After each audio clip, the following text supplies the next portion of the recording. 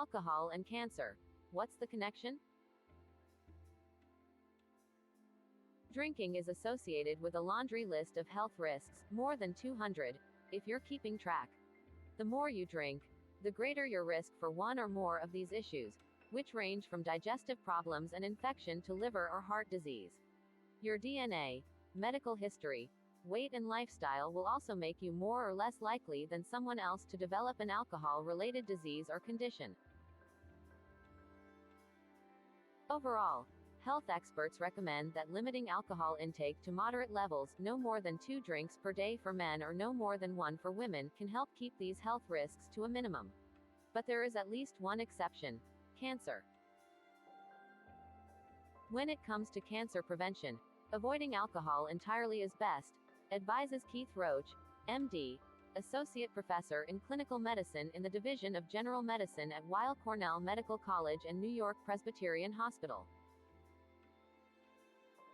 Even light drinkers are at slightly increased risk of some cancers, Dr. Roach explains. The damage from less than 1 drink a day is small, but it's not zero, he says. The risk goes up exponentially once you pass that threshold. What research shows? The American Cancer Society estimates that drinking alcohol is responsible for about 6% of cancer cases in the United States, and about 4% of cancer deaths. In August 2018, a team of scientists reviewed more than 1,000 studies to estimate the effects of alcohol on the risk for 23 health issues, including 7 types of cancer. The comprehensive review, which was published in The Lancet, showed that even 1 alcoholic drink per day could increase the risk for breast, colorectal, esophageal, pharynx, and oral cancers. The researchers also found that the risk for these diseases increases along with alcohol consumption. For the purpose of cancer prevention, the World Cancer Research Fund asserts that it's best not to drink alcohol. The United States Department of Health and Human Services also includes alcoholic beverage consumption on its list of known human carcinogens. Red wine is no exception. All types of alcoholic drinks are associated with cancer, no exceptions. Here's why.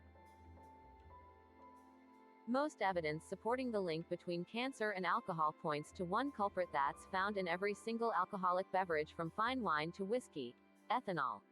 So, what matters is how much and how often you drink, regardless of what's in your glass.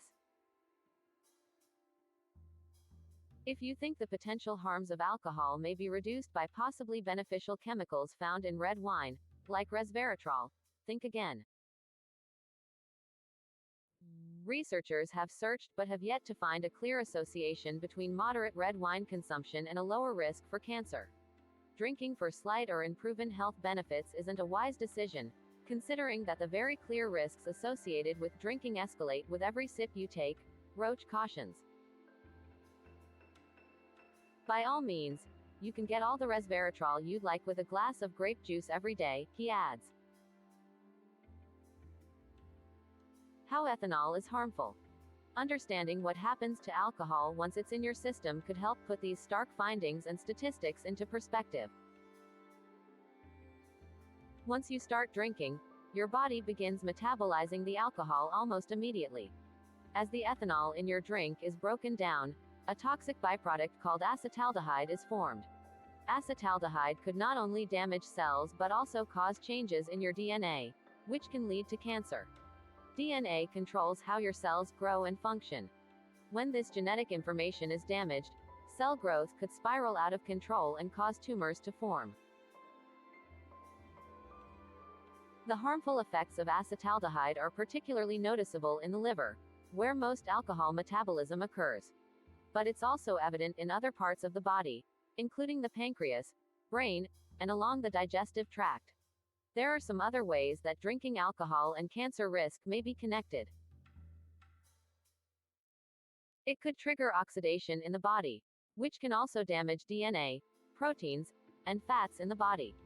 It might prevent the body from absorbing essential nutrients, such as vitamins A, C, D, and E, as well as folate and carotenoids.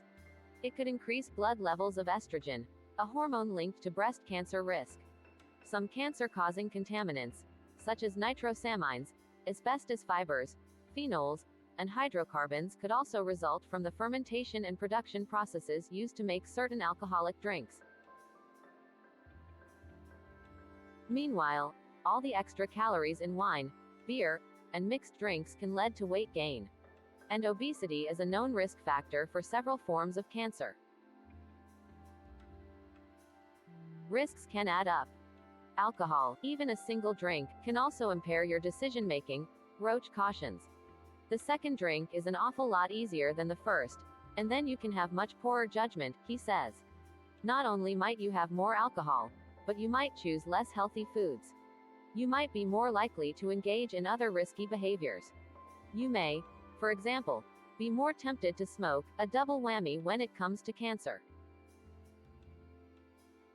Alcohol is an irritant that can damage cells in the mouth and throat, in particular. It's direct damage to the lining of the esophagus by the alcohol, Roach explains. This could allow harmful chemicals found in tobacco smoke to enter cells more easily. Alcohol could also make it harder for your body to get rid of the toxic chemicals in smoke and for your cells to repair the DNA damage they cause. The stronger the alcohol, the worse the damage, Roach notes. In the U.S., a single drink contains roughly 0.6 fluid ounces of pure alcohol, which is the equivalent of 5 ounces of wine, 12 ounces of beer, or 1.5 ounces a shot of liquor, such as gin or vodka. But the alcohol content of even similar drinks may vary.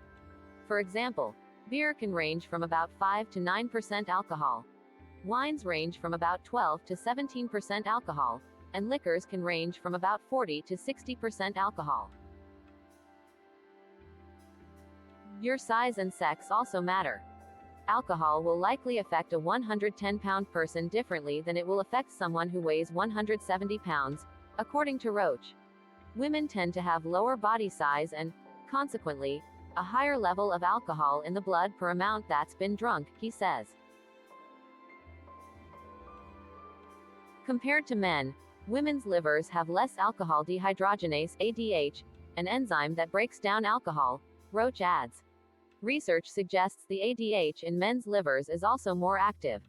Men's stomachs also have more ADH than women's, enabling them to clear more alcohol before it enters the bloodstream. Rethinking your drinking. Even if you never took another sip of alcohol, your risk for cancer may not immediately drop to the level it was before you started drinking. Studies investigating the effects of abstinence on cancer risk, which have primarily focused on cancers of the head, neck, and esophagus, have found that it takes time for your risk to return to pre-drinking levels. It happens over time. That's the case with anything that happens in the body, Roach notes. In many cases, however, the body is able to reverse much of the damage that's done by alcohol, he points out. So, if you're a moderate drinker, is it time to go cold turkey? Unfortunately, this question doesn't have a one-size-fits-all answer. If you don't already drink, it's probably best not to start. No level of drinking is completely risk-free. And the more you drink, the higher the risks. You can track your alcohol intake with ShareCare, available for iOS and Android. But whether or not it's okay for you to drink moderately on occasion, or never, really depends on you, your age, medical history, genetics, weight, lifestyle, and other individual risk factors for cancer or other health issues.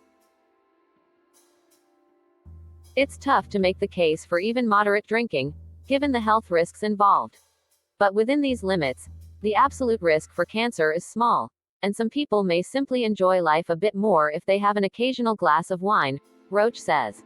It's important to weigh your personal preferences against the risks involved. Talk to your healthcare provider about what's right for your situation.